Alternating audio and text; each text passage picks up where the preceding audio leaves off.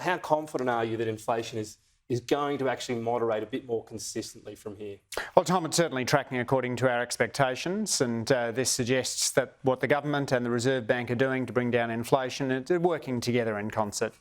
We know that high inflation has costs for an economy. It deters the incentive to save, deters businesses from investing, has other costs like businesses just having to update their menus all the time. So we do need to get on top of inflation for the health of the Australian economy. At this stage, it doesn't look like it's locking into those forward expectations. Jeff Borland had a really useful analysis out recently in which he said that wages seem to be responding to inflation rather than anticipating inflation. So the notion of a wage price spiral does not seem to be something we need to worry about. I guess it's something to keep an eye on given the recent increase, but there was a few factors, including the decision on the minimum wage there. The RBA is actually saying, look at the data, and that households and businesses are holding up pretty well. They're not struggling in a macro sense. Do you agree? Huge variation across the economy, Tom. So if you go to an international airline departure lounge, you'll find it packed with people who are going off for an expensive overseas holiday. If you look at the supermarket shelves, you've got more people who are doing what they call basket splitting, doing half the shop at one supermarket, half the shop at another supermarket in order to save money. Spending on home brands is up. And we're seeing a lot of people feeling the squeeze in the charity sector. I'm the Assistant Minister for Charities. A lot of those charities are talking to me about how they're not just serving people who are out of work, but increasingly it's the working poor. So given that, the RBA has a very blunt instrument. It just has to take these macro measurements perhaps. The government can be more targeted, if you like. Is there going to be something in MyEFO for the people who have to split shops, who are struggling, who are probably wondering how they're going to pay the mortgage if we see one more rate hike? We're always looking at ways in which we can help the most vulnerable, Tom. We're a Labor government after all, but we've still got relief flowing out from the budget. We've got that Commonwealth rental assistance, and the Australian Bureau of Statistics reports that in the last month, and just the month-to-month figures, average rents went down where otherwise they would have gone up without our Commonwealth rent assistance boost. Okay. The energy bill relief has seen over the last year an 8% increase in electricity prices compared to what the ABS said would have been a 19% increase. These are the things that have happened, though. I mean, the indication I'm seeming to get is nothing new will be in MyEFO. Is that where we're at, and why, if so, given the cohort you identified there who was struggling so much? Well, Tom, obviously I'm not going to anticipate MyEFO. I'm telling you about measures that are rolling out right now that are making a difference right now. Even if you're not anticipating it, can you say if the government's looking at something? We had the fuel excise cut, which was previously described as something that was at least neutral in terms of inflation. So you can help with cost of living and not hurt inflation.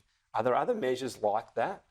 We're always looking at ways we can assist the most vulnerable. We're always assessing those income support payments. Those big increases in income support payments in the last budget, recommended by the Economic Inclusion Advisory Committee, were really important. We had a whole suite of measures in the health space, for example, tripling the bulk billing incentive, 60-day prescribing. That's saving real money, particularly for people with long-term health conditions who tend to be poorer. But again, measures that are done. Are there more out there? Is this the desperate search by the government? We have to find something new to help cost of living, or is it sort of just hang on to the next budget? What's the message to Australian people? Tom, I'll pull you back on that measures that are done.